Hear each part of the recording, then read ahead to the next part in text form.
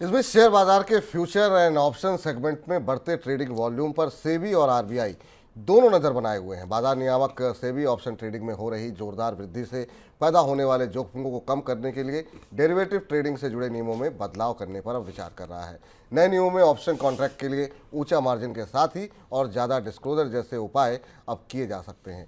Sir, एफएनडो को लेकर के सेबी की तरफ से बहुत स्टेटमेंट आ चुकी है। ये उपाय काम क्यों नहीं कर रहे, ये स्टेटमेंट काम क्यों नहीं कर रहे? कोई सुन नहीं रहा है, सेबी की भी और आरबीआई की। आश्चर्य की बात है कि भारत में जो आंकड़ा सेबी की तरफ से आरबीआई की तरफ से आया वो आंखें खोल देने वाला, चौंकाने वाला। आरबीआई ने अपने ताजे आंकड़े में कहा है कि दुनिया में जो इक्विटी डेरिवेटिव्स ट्रेड का ग्लोबल वॉल्यूम है उसमें 81% हिस्सा भारत से आ रहा है। यानी भारत के अधिकांश निवेशक सिर्फ और सिर्फ एफएनडो में काम कर रहे हैं और सट्टेबाजी कर रहे हैं, जबकि सेबी इस पर लगातार लोगों को बता रहा है कि 90% लोगों का पैसा डूब जाता है, कोई पैसा नहीं बनता। भारत में शेयरों के बारे में, स्टॉक मार्केट के इन्वेस्टमेंट के बारे में लिटरेसी जीरो है। यह लगभग वैसी स्थिति है कि जैसे किसी आदमी को कार चलाना ना आता हो और वो हाई स्पीड कार को दौड़ाना शुरू कर दे। और अब दोनों ही नियामकों को इसमें कई सारी चुनौतियां दिखाई दे रही। लोगों की साइकोलॉजी, मनोविज्ञान के तौर पर एक तरीके से बाजार में गैम्बलिंग की, जुआ खेलने की आदत बढ़ती जा रही है, जिसका नुकसान हो रहा है। एक्सचेंजेस को भी थोड़ा कोशिश की गई, दबाव बनाया गया, पर एक्सचेंजेस को इससे बिजनेस मिलता है, रेवेन्यू मिलता है, क्योंकि एफएनडो वॉल्यूम बढ़ते हैं तो उनके लिए कमाई है, तो इसे मानने को तैयार नहीं है।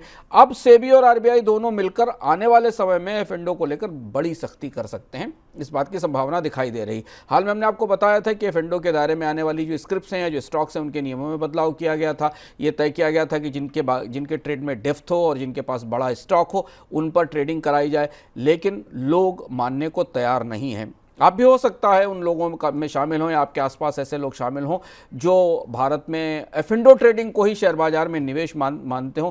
बेहद खतरनाक है, बड़ा नुकसान है और इस पर बेहद आंकड़े भी मौजूद हैं, सेबी की तरफ से चेतावनियां भी मौजूद हैं। ऐसा मत कीजिए, अपनी ज़रूरी और गाढ़ी बचत को इसमें मत लगाइए, समझदारी के साथ लॉन्ग टर्म निवेश करिए। हालांकि सेबी की बात किसी ने नहीं सुनी है, तो इसलिए अब सख्ती शायद ज़्यादा बढ़ेगी। सख्ती शायद ज़्यादा बढ़े। और जो अभी अंशुमान जी ने बताया कि आपकी गाढ़ी कमाई है, और आप लोगों के बहुत सारे सवाल आते हैं कि एफएनडो में बताइए कहाँ करें, ऑप्शन में बताइए, और हमारी कोशिश यही रहती है कि इस तरह के ट्रेड से आपको दूर रखें ताकि आप अननेसेसरी पैसे की बर्बादी आपकी ना हो। इधर भारत की तरफ से प्रिंट सर्किट बोर्ड यानी कि पीएसबी पर डंपिंग ड्यूटी लगाए जाने का असर आईटी हार्डवेयर कंपनियों पर अब पड़ रहा है। इनमें से कई कंपनियां ऐसी भी हैं जो पीएलआई योजना के तहत आईटी हार्डवेयर का उत्पादन कर रही है। इलेक्ट्रॉनिक उपकरणों की प्रोडक्शन के लिए प्रिंट सर्किट बोर्ड अहम उपकरण है, लेकिन कुछ भारतीय कंपनियों ने इनके बढ़ते आयात को लेकर के आपत्ति जताई थी, जिसके बाद सरकार ने मार्च में इनके आयात पर 30% की इंपोर्ट ड्यूटी लागू कर दी थी। सर, ये डंपिंग कहाँ से हो रही है और भारतीय उद्योगों को किस तरीके से प्रभावित करेगी? अगर आप आने वाले समय में कोई लैपटॉप या डेस्कटॉप कंप्यूटर खरीदना चाहते हैं या कोई इलेक्ट्रॉनिक डिवाइस खरीदना चाहते हैं तो ठीक ठाक महंगाई के लिए अपनी जेब मजबूत कर लीजिए। 30% की एंटी डंपिंग ड्यूटी लगाई गई है भारत सरकार की तरफ से, और ये माना जा रहा है कि ये सारा का सारा पीसीबी, प्रिंटेड सर्किट बोर्ड, जिनका इस्तेमाल किसी भी इलेक्ट्रॉनिक डिवाइस में होता है, इसमें अधिकांश सामान चीन और हांगकांग के जरिए आ रहा है। चीन का सामान हांगकांग के मार्केट के जरिए आ रहा है, ये चीन से आयात हो रहा है। चीन से इलेक्ट्रॉनिक्स इंपोर्ट्स का आयात सरकार के लिए सबसे बड़ी चुनौती है और उसके गले में फंस चुका है। इसी के कारण हमने पिछले साल बेचैनी के तौर पर हार्डवेयर इंपोर्ट पर सख्ती और लाइसेंस परमिट राज देखा था, फिर सरकार को उससे वापस पीछे हटना पड़ा। लेकिन भारत की पीएलआई स्कीम दरअसल इंपोर्ट ओरिएंटेड स्कीम हो गई है, जबकि इसे इंपोर्ट सब्सटीट्यूशन स्कीम बनाया जाना था।